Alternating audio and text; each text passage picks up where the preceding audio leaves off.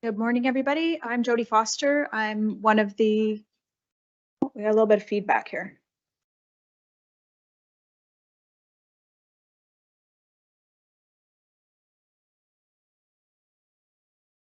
Just pause for one moment, please.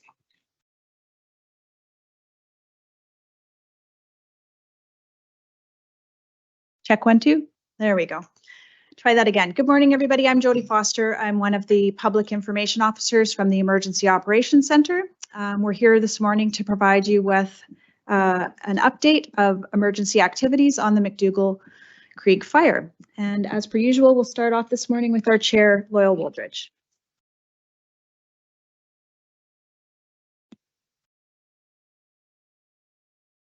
Thank you very much, Jody, and good morning, everybody. Before we begin, I would like to take the time to acknowledge that we're speaking to you today on the traditional, ancestral, and unceded territory of the Syilx Okanagan people who have resided here since time immemorial.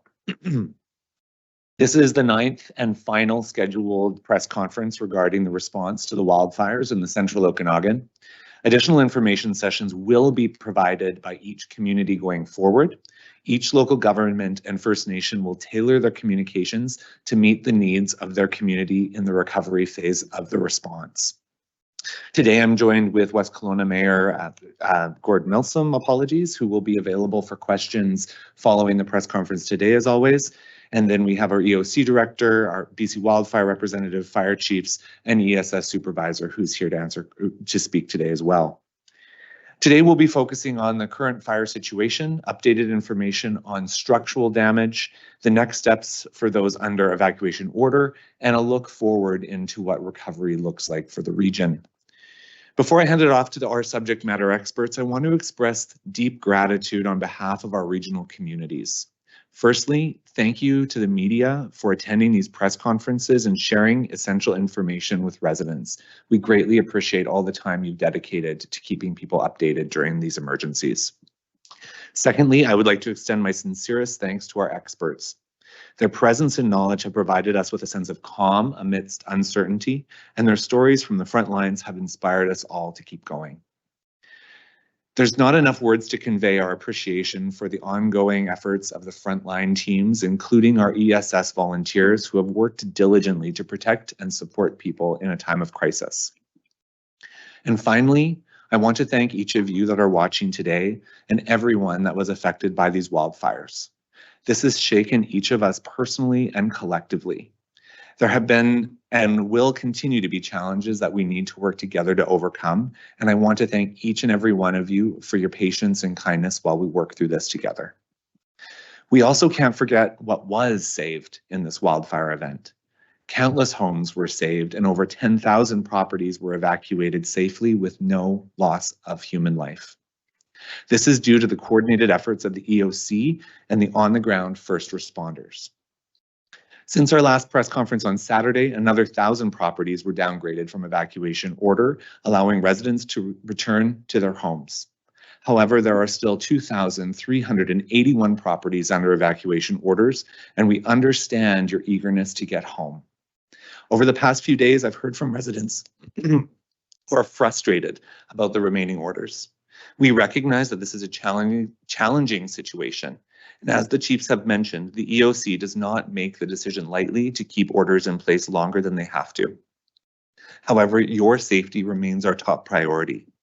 There's several reasons why certain properties have not been released from orders, and they include restoring power and utility services, extinguishing hotspots, conducting controlled burns to mitigate future fires, and ensuring danger trees and damaged structures will not risk your neighborhood. The highest affected neighborhoods will be the longest to return home. We will keep you updated as frequently as possible, and our EOC director will speak to that later. Updates to orders will be posted, as always, on cordemergency.ca as soon as they're available. Looking ahead to rebuilding and recovery, we recognize that it's going to be a long road ahead.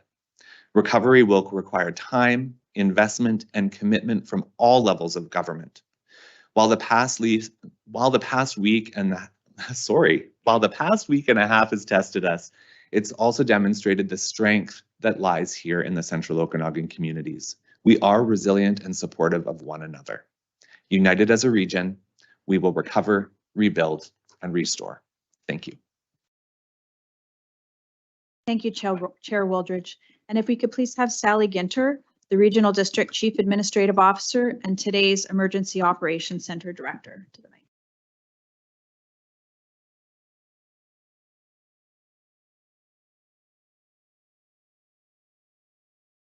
Thank you, Chair Wooldridge. Good morning. As crews have been able to better and safely access the fire damaged areas, additional site assessments have been conducted. As we anticipated, additional properties with significant to full loss have been identified, and the number of identified properties has increased from 181 to 189. Supporting the impacted residents is our priority. Only those residents in the following areas of West Kelowna and the Regional District of the Central Okanagan Electoral Area West, still on evacuation order, are asked to visit courtemergency.ca/property-info and recheck for property status updates. To be clear, this is West Kelowna Estates, properties with access from Bear Creek, Maine, and neighborhoods along Westside Road. The residents in these areas can visit the online property information tool and recheck their property status updates. We need you to do this so we can collect your contact information. Concurrently, we will begin today to contact residents with more detailed information and next steps. These are for those that have suffered significant to full loss. These calls will continue over the next few days. No changes have been recorded in Kelowna, Lake Country, or Westbank First Nation.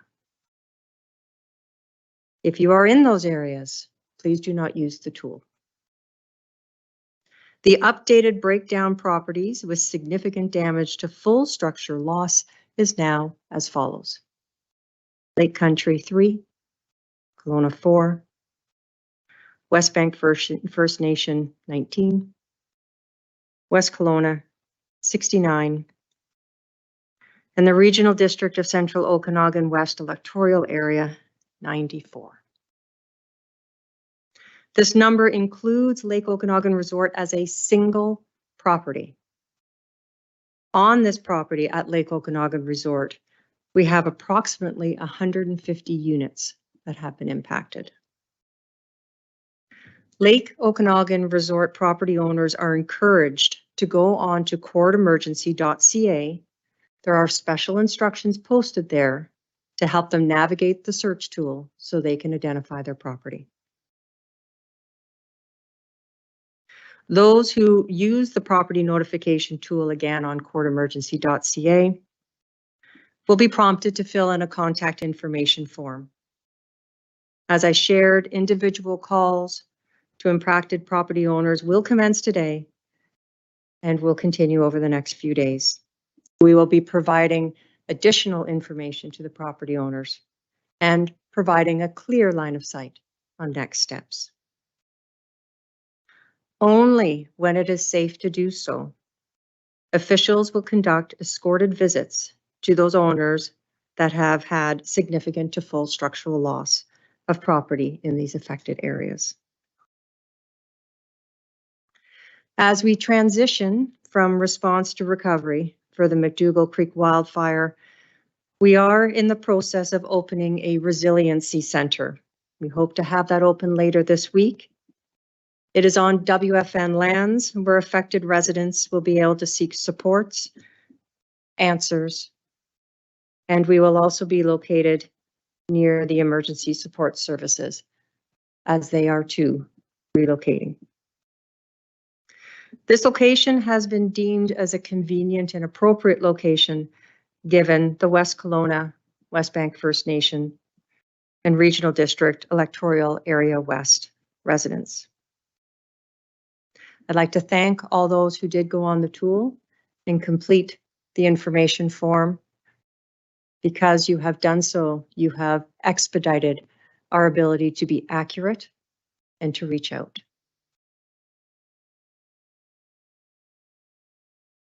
As we know, waiting for the status of your property has been very stressful. And it was really important that we shared what we knew when we knew it. We knew this would probably be a two-step process, and we were right. Please know that everyone involved, including the wonderful people I've had the privilege of working at the EOC, they're working as hard as they can to get you as much information, get you home as quickly as possible. And if going home isn't an option, then making sure you have the right supports. In closing, I will just say I have been in the EOC every day since this started. I've lost track of the number of happy birthdays we've sang for 30 seconds and then quickly got back to work. I've lost track of the number of people in that room whose adult children are getting ready to go away to university. And everyone thought they had 2 more weeks together before that major change. And I know that it's the same out there. Please know we're working hard and we're keeping all of you top of mind. Thank you.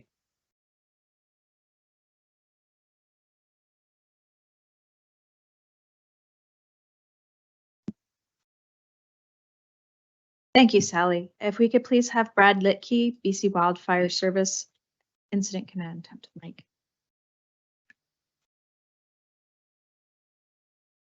Good morning. Thanks for the opportunity to be here again.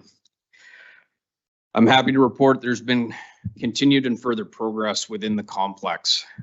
On the ground today, we have a total of wildland firefighters of 203, structural firefighters 21, and operational field staff 31, bringing to a total of 255 personnel.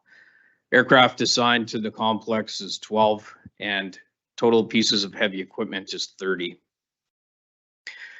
There were further reductions in evacuation orders yesterday, which I'll let the fire chief speak to, and further recommendations given this morning. Our priority continues to be responder safety, getting the people of the Central Okanagan home, and the integration of re-entry and recovery teams into the incident. Yesterday, fire operations were disrupted by a drone in the fire area. Conservation officers with the BC Ministry of Environment were able to identify the operator and seize the drone. This is a reminder that these drones create a significant hazard to our aerial operations and our pilots and crews. Yesterday, the McDougall Creek fire challenged some of the fire guard in the Hidden Creek area. Planned ignitions in that area were not performed. That was the fire. For a weather forecast today, we're expecting temperatures to reach highs of 30 degrees Celsius with relative humidity values dropping into the high teens today, as low as 18%. Mainly sunny skies with local smoke, and northerly upslope winds should remain light with occasional gusts of 8 to 12 kilometers an hour, gusting to 20. Planned ignitions are being conducted in sections to ensure lower intensity fire behavior is used to minimize tree mortality of the working forest and the recreational forest. Based on the warming and drying trends, fire activity and fire behavior has been increasing throughout the afternoons. Specifically to the McDougall Creek wildfire, current size has been tracked at 12,635 hectares. It's still classed as out of control. Along with the incident management team, we have 158 firefighters, 12 operational field staff, BC Hydro technicians, and RCMP working throughout the day. Planned ignition work continues today. It's these ignition work which has allowed us to recommend that orders be rescinded to alerts by securing control lines with fire to the guard. Some of the planned ignitions will be located adjacent to West Kelowna, and if the site and weather conditions are favorable, crews and aerial resources will be conducting ignition operations along the west flank of the perimeter, continuing to secure our containment lines. Yesterday, crews successfully completed approximately 100-hectare planned ignition along the southwest corner of McDougall Creek, building off the previous day's ignition operations above Smith Creek, working north towards Powers Creek drainage. Today, crews will continue mopping up along the guard now that the perimeter has been brought down to a safer, more workable terrain. Along the south perimeter, crews will continue to patrol for hotspots, demobbing gear, and repositioning it to different parts of the fire, removing structural protection equipment that is no longer required. Along the north end of the fire, crews will be mopping up the perimeter in the Bald Range area where they used hand ignitions yesterday to tie the fire perimeter to a rock face, which is a natural containment feature. The 1,300-hectare planned ignition yesterday was postponed due to site and weather conditions. And today, if permitted, crews will be conducting ignitions for approximately 500 of the total 1,300 hectares along the west flank. A combination of aerial and hand ignition tactics will be used to remove unburnt fuel, the previously established by machine guard heavy equipment, and the free burning's edge. Ignition operations will be supported by ground crews, heavy equipment, aerial resources, working from previously established machine guards along the fire perimeter. The purpose of these planned ignitions is to remove unburnt fuel in an intentional way to secure these control lines. Based on current conditions, this unburnt fuel has the potential to burn on its own and in a significant and more active way. Crews will continue to mop up hotspots 100 feet inside the fire perimeter behind structures on West Kelowna, Petman Road, and West Lake Road.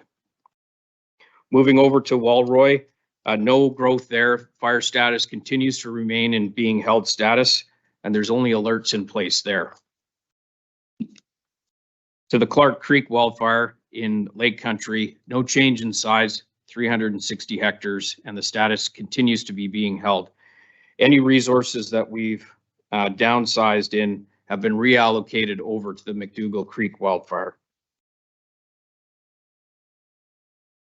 I just wanted to take this opportunity to thank the communities of the Central Okanagan. We heard you, and you motivate us with your kind words and your support. I can confidently say you're being served by outstanding responders, the fire departments, RCMP, the EOC, ESS, and the various utilities. It's been a privilege to serve alongside them, and you're in good hands. BC Wildfire Service will continue to be here shoulder to shoulder with your responders until the threat has left your community.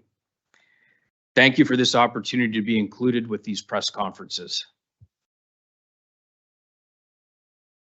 Thank you very much, Brad. We could please have Jason Brolund, West Kelowna Fire Chief, to the mic.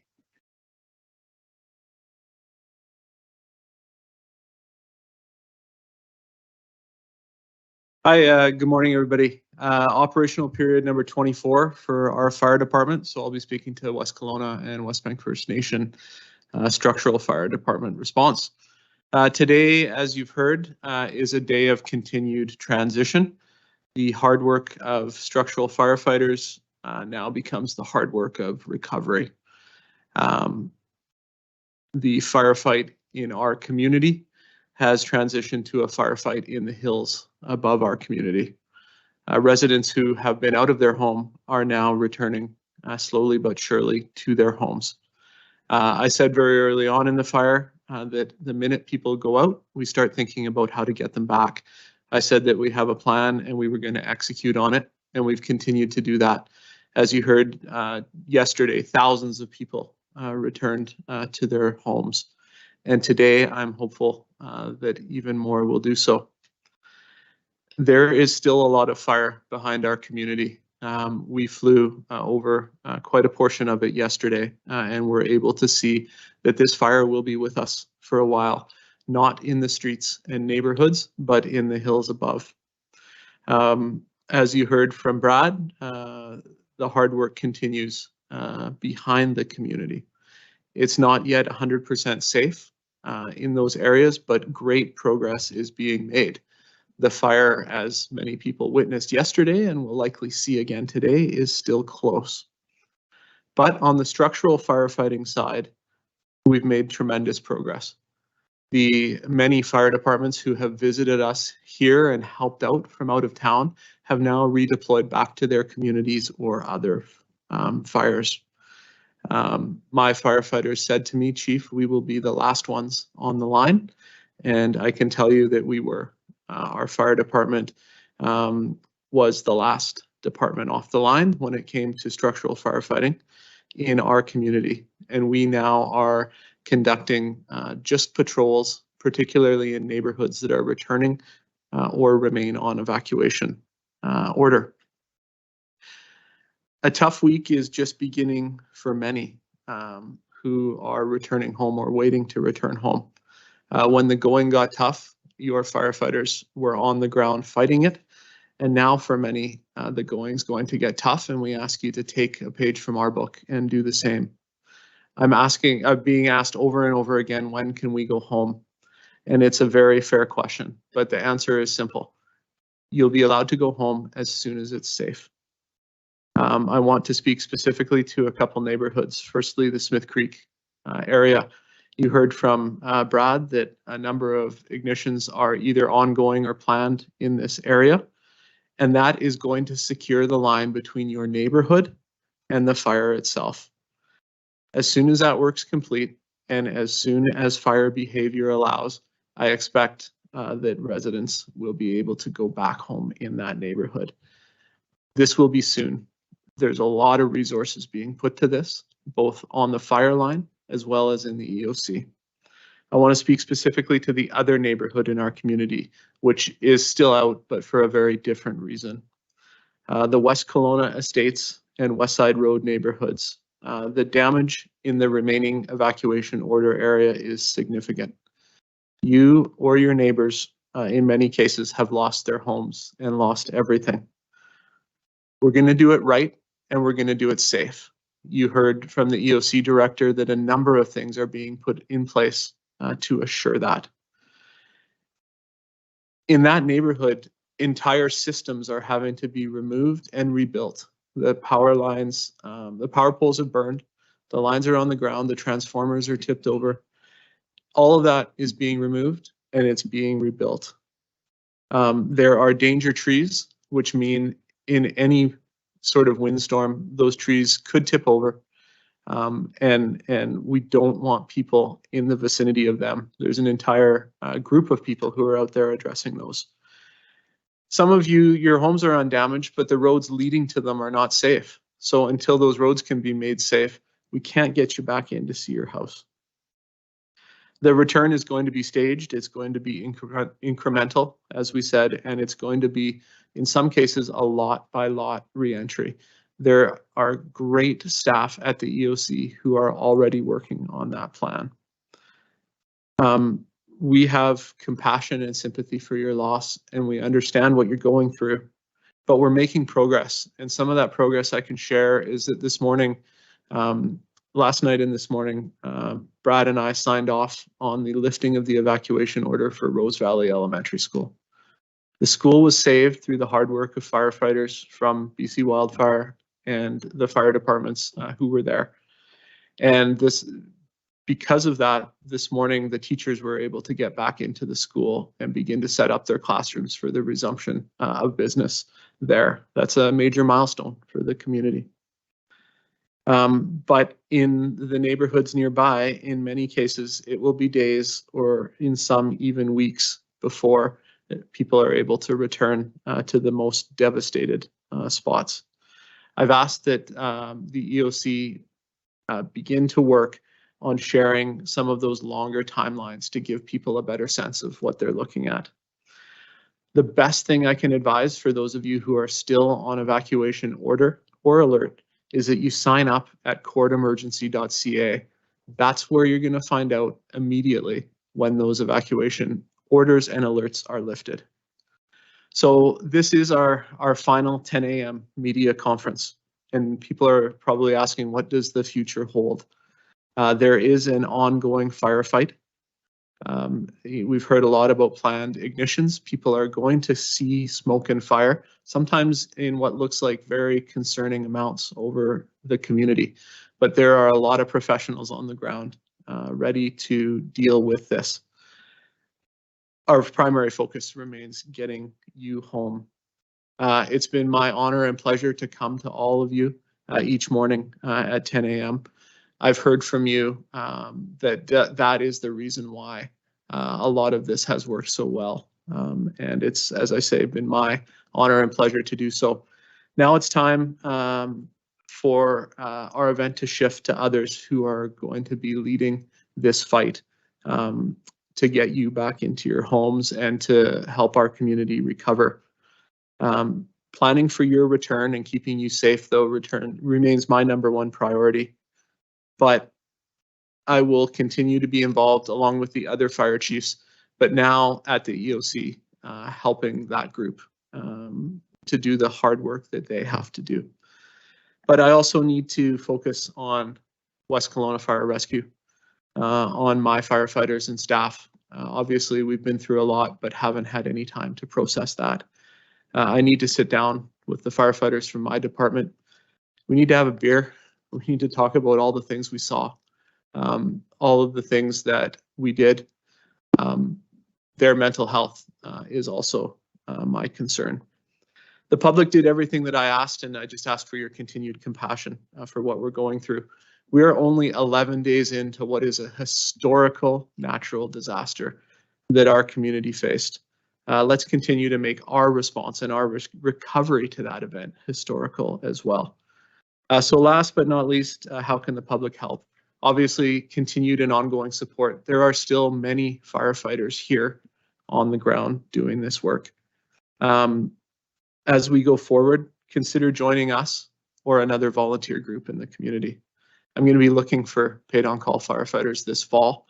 And if you want to be involved and you want to be on this team, that is your opportunity. So on behalf of myself, the firefighters of West Kelowna Fire Rescue, thank you for your support.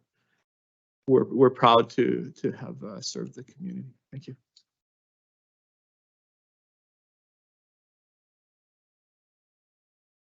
Thank you, Chief Brolund. And if we could please have Northwest Side Fire Rescue Chief Ross Kotcherofski to the mic.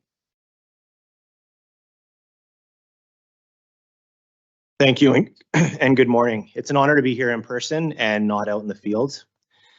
I've had the chance to thank a lot of people, but I haven't had a chance to thank my team at Northwest Side Fire Rescue. So I want to take that opportunity right now.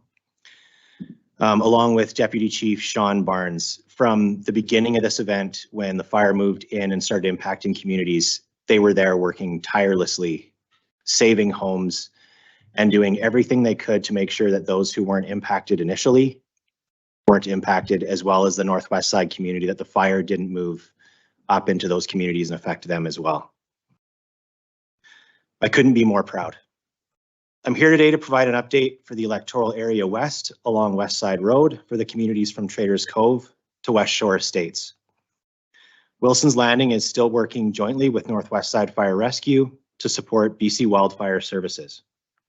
Over the weekend, fire activity was minimal, mopping up hotspots and demobbing sprinklers, and this will continue today and likely into the future. Speaking to evacuations, I know this is what a lot of you are waiting for, and I do have some good news. But first off, I know a lot of you you're tired of hearing it. I'm tired of saying it, but we need your patience. We do not want to send anyone back into the area if it is unsafe. As soon as it is safe to return home, we will let you know. Talking to what I talked about at first, La Casa Resort and Fintry will be removed from the evacuation orders today, and we'll move to an alert. I also want to reassure everybody that is in those alert areas that emergency crews are still available to support you in the case that there is another emergency, such as a first medical response or another fire or an incident within an incident. I want to express my support again today for those that are finding out now that their properties have been partially or fully lost during this fire. I want you to know that the firefighters that I get to work with, Wilson's Landing, Northwest Side, we are with you. We are part of your community and we are experiencing the same thing. Thank you. Thank you, Chief. And last but not least, if we could please have Jason Bedell, Emergency Support Services Supervisor.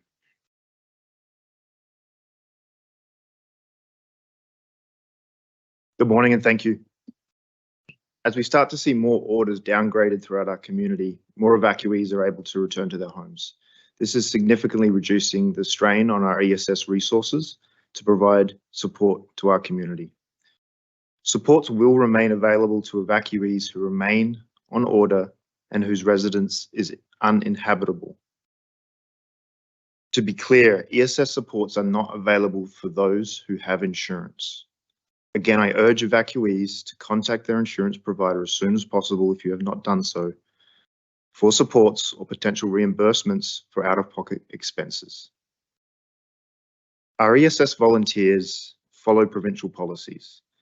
They are unable to backdate supports for evacuees. If you have concerns or questions, again, please contact the Provincial ESS Information Line on 1-800-585-9559. As we begin the transition from response into recovery, ESS will continue to support those long-term evacuees, and ESS will be a part of the Resiliency Centre once that becomes operational. And finally, I just want to once more pass on my heartfelt thanks to all of the ESS volunteers from the RDCO and across the province who have selfishly stood up to support our community. Thank you very much. Thank you, Jason. As we've done in the days previously, now that our speakers have finished, we'll be able to take questions from the floor and online. We'll be limiting to one question and a follow-up from each of the participants.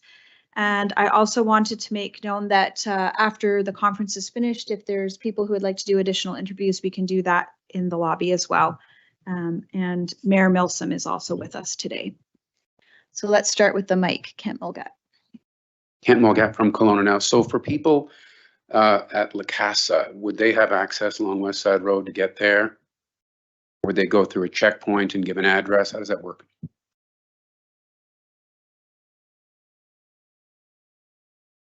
So we haven't worked out the details for La Casa and Fintry. More information will come out as that becomes available.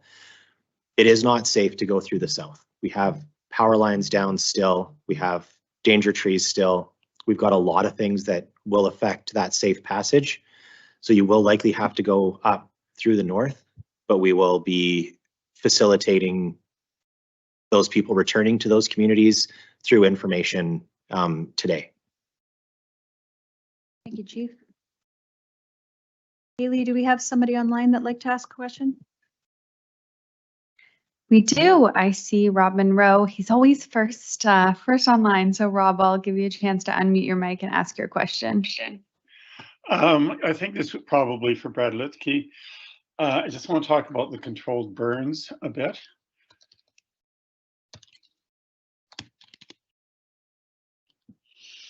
Okay, go ahead, Rob.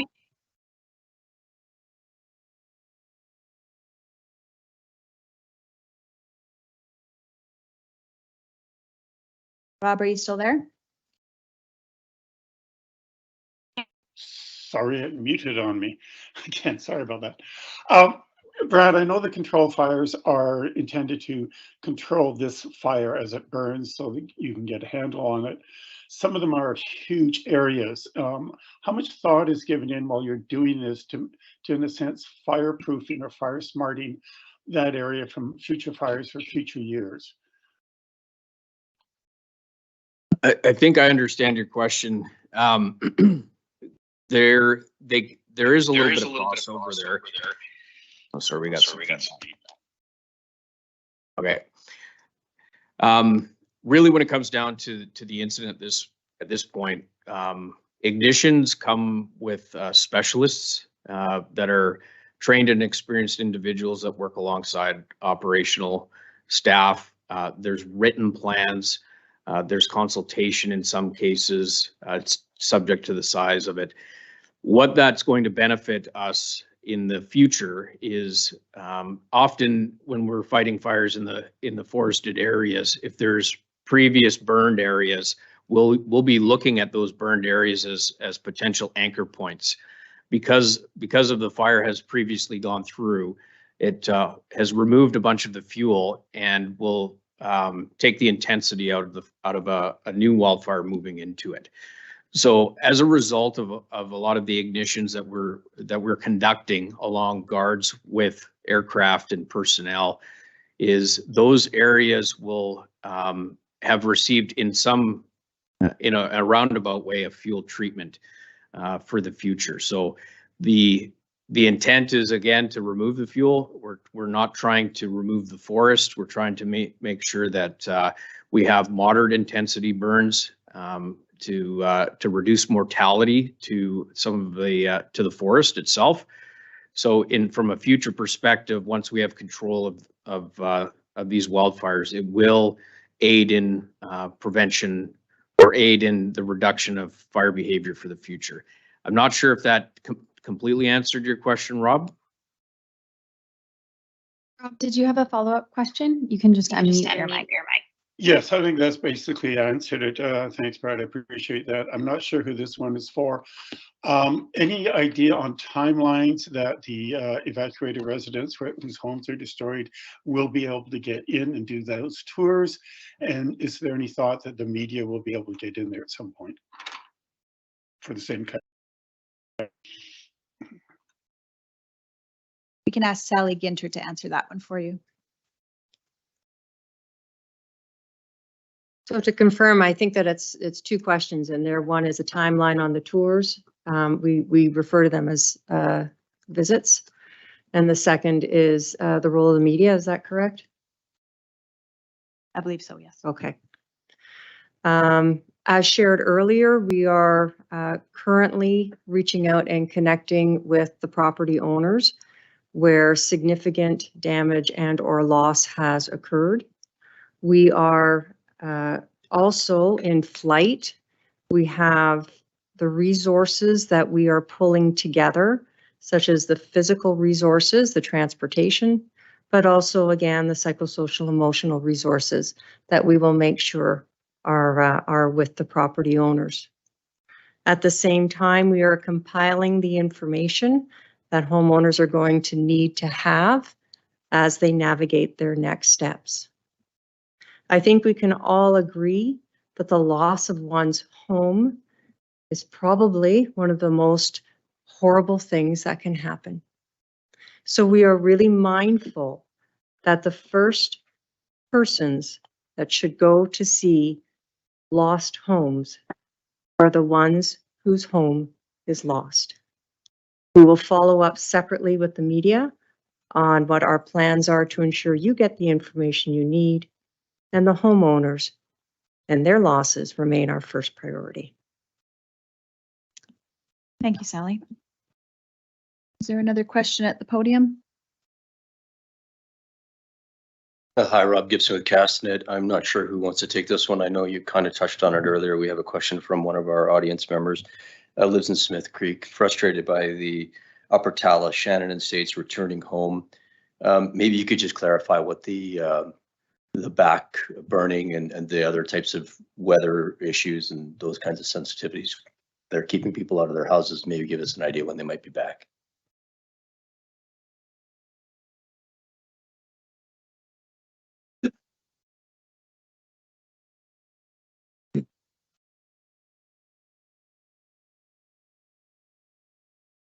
So I spoke earlier specifically to the Smith Creek neighborhood.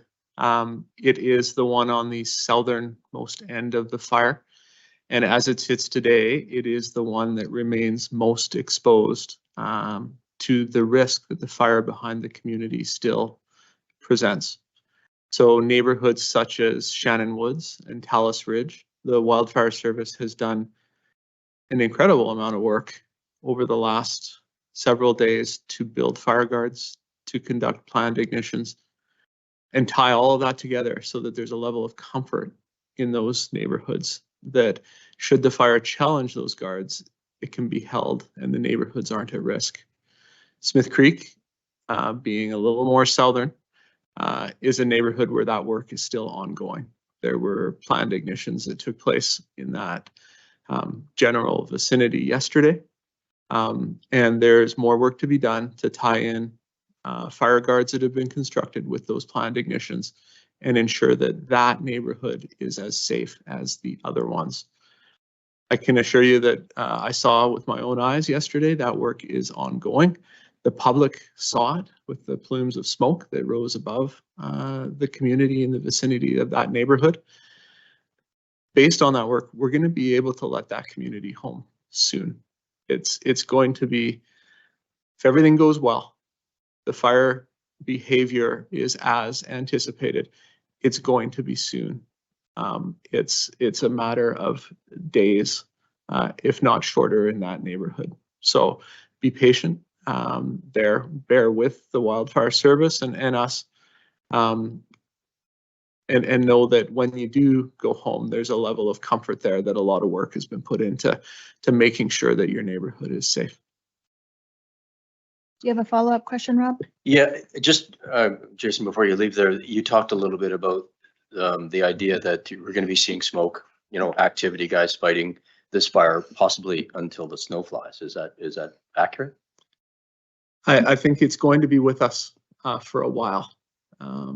There's a lot of fire still behind the community in the upper reaches. I think that the community itself has been well secured, and we'll monitor the weather, for challenges to that. I'm optimistic that, the humidity overnight has been higher. The weather suggests in the coming days some moisture. Now, all of these things are going to help, but there's still an incredible amount of work to be done by Brad and his team behind the community. So we're going to see those days when there is increased fire behavior. There is, columns of smoke behind the community, but we've got lots of help to deal with that. Thank you, Jason. Kaylee, it looks like we have another question online. Yep, thank you, Jody. Just before I go to the question on the line, I want to repeat the emergency support services info line so that everyone on the line gets that number. So it's 1-800-585-9559.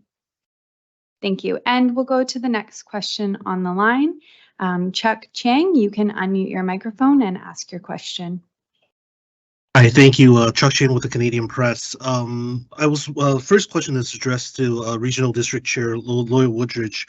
I was wondering if the regional district is looking for any sort of commitment in terms of help for the region to rebuild from the federal and or provincial governments, and whether you have received any sort of commitment so far from either of those levels of government regarding the rebuilding effort. Thank you.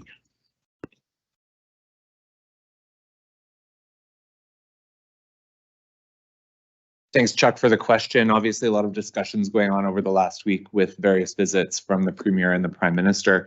And what we've relayed is it's premature at this point to have valuations completed for all of the infrastructure that's been damaged or lost at this time. We've relayed to all the ministers as well as the leaders that we need sustained infrastructure funding specifically for rural and remote areas that lack tax base for rebuilding. That will continue to be what we push the provincial and federal government for. And further to that, we're asking the province to look at our emergency operations center model from a year-round perspective. Right now, it's a function off the side of many desks of senior leaders through partner municipalities and First Nations. And we are looking to the government to help us fund that for an annual function. But the biggest focus for us will be continuing to look for infrastructure dollars to rebuild what's been damaged or lost. And in coming months, as we move through recovery, we'll have a better picture on what that will look like.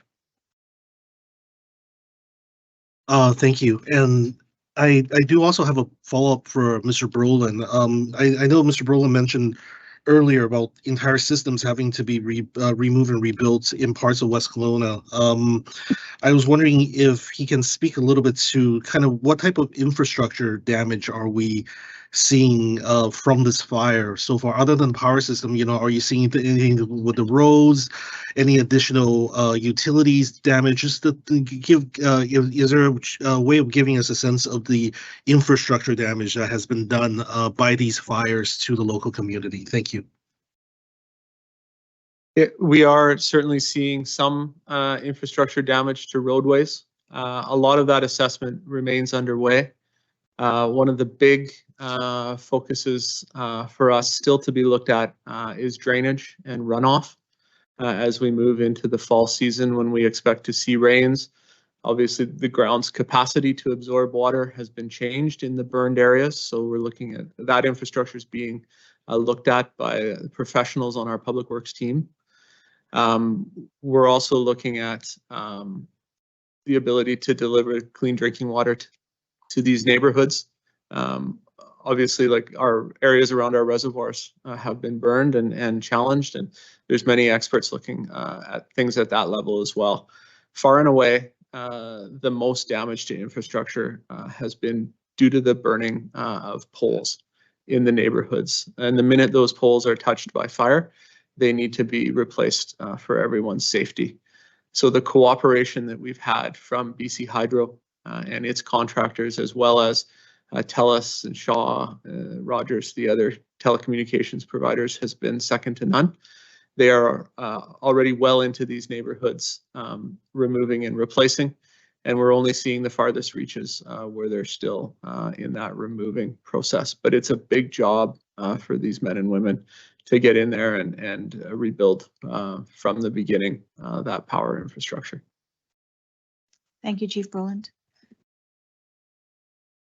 That looks like that's it for today. Thank you very much again to the media and partners online with us that have shared in this journey over the last 9 live conferences.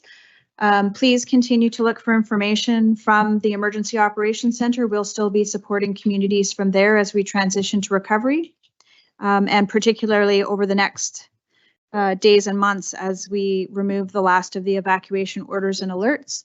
Other than that, you can continue to also get information from each of the individual municipal organizations and West Bank First Nation as well. And thank you very much.